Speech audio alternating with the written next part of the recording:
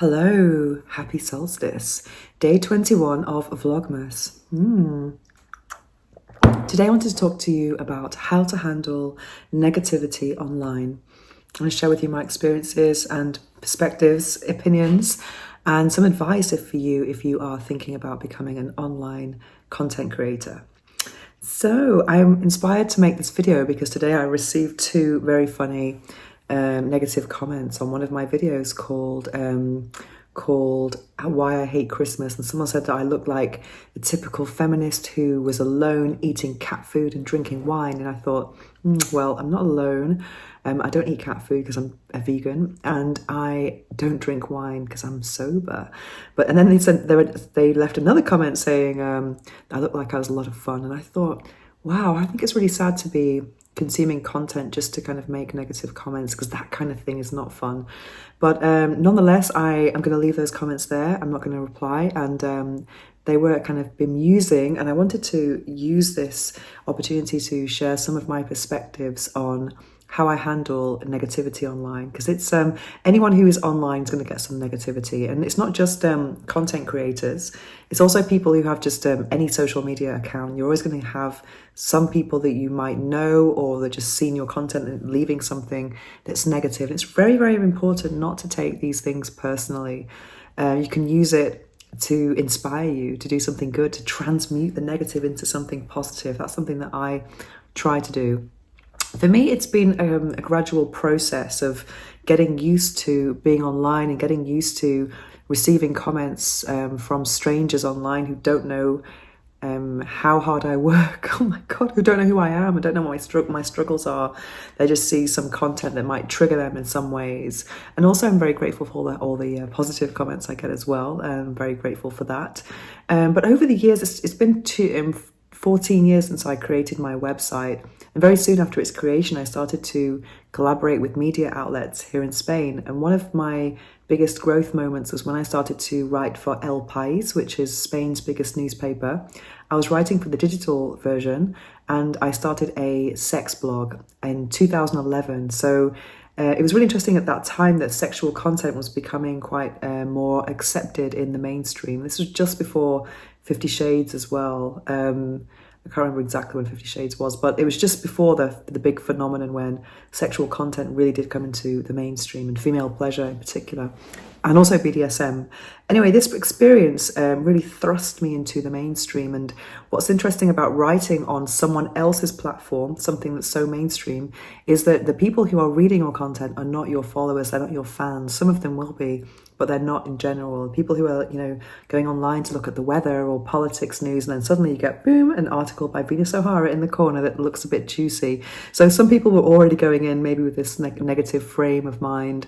And some of my articles, let's say the first couple of comments, I used to have to write 1 or 2 a week. So that's a lot of content, it's a lot of comments, and it's a lot of visibility.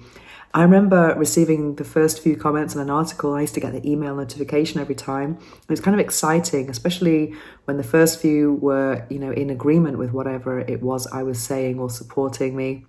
Then when a third or fourth came in that was, in complete disagreement, instead of going, getting all defensive and sad, I was like, yes, bring it on, because that's when a real debate was happening in the comment section. And we were told by our editor to never intervene in comments. So sometimes you kind of like just watching this debate unfold, and you can't really intervene. However, those negative comments really inspired me for future articles. So I was able to clarify my perspective on whatever it was that someone didn't quite understand, or just kind of acknowledge their perspective on something, and then maybe present my perspective, which might have been in agreement or different. So that's the best thing I could say about negative comments, is that those were the more inspirational ones in terms of giving me ideas for new content. Because imagine, like, 1 to 2 articles a week is a lot of creativity behind that. So someone else giving me an idea, they've done half the work for me, really. So that was kind of fun. And sometimes I just found the whole thing quite amusing in general. And there was one of, because we were 4 writers writing on a sex blog, and there was one writer who actually stopped contributing because she could not handle the online attention. And I thought, that's such a pity. And I do think that's why a lot of people don't become digital creators because they're in fear of like how they're going to handle people who don't know them criticizing them. And I think that's a real pity, because you can't really think about who's going to be in agreement with you or not when you say something or just express yourself somehow. You've got to be really true to yourself and just believe that the right people will come. And even if people are not in agreement, it's always good to challenge your beliefs, I think. Yeah, so I've been very thick-skinned through negative comments, and also something that I do on my YouTube. I definitely try to answer and acknowledge all of the comments I get. And if they're negative, though, I don't. I just leave them there. I know that some creators will kind of clean up their comment section, which is their right to do, because it's kind of like your garden, so you can, take these out. But I just like to leave all negative comments there, because I do have some videos that do provoke a lot of negative comments, and I just kind of leave them there because I think it shows strength of character, and I don't want to be trying to control how people are receiving my message. I want to focus on giving the message, if you see what I mean, not how it's received, because that's not something I can control anyway.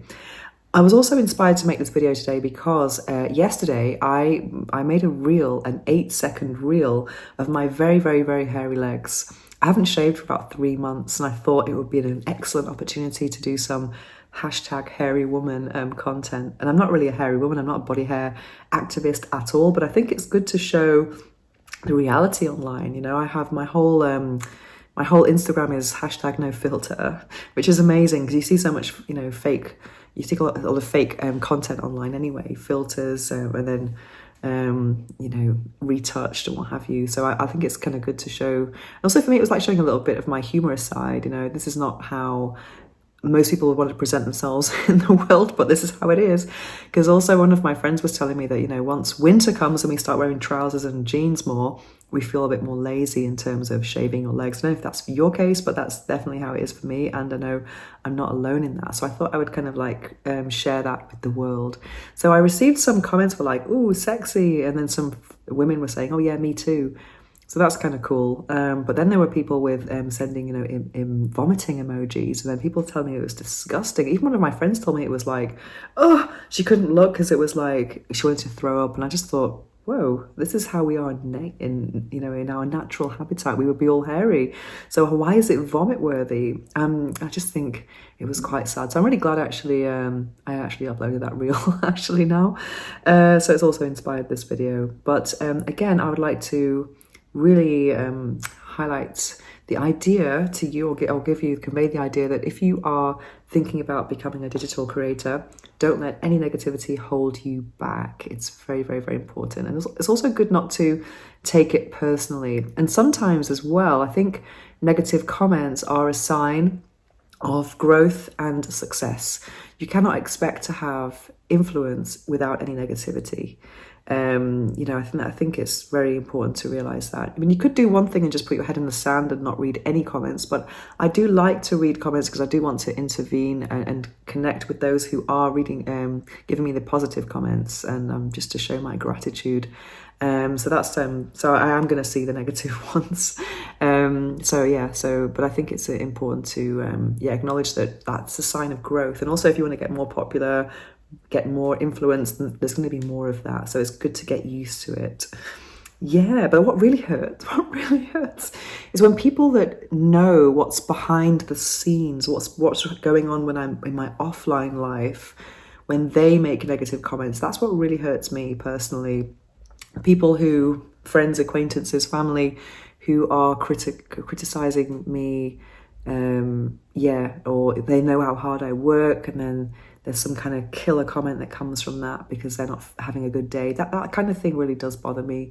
But yeah, I do try to take that with a pinch of salt as well. But that, in terms of strangers online, some of them are wonderful and others will be having their own things to deal with. Yeah, so that's my video for today, and I wanted to wish you a happy solstice.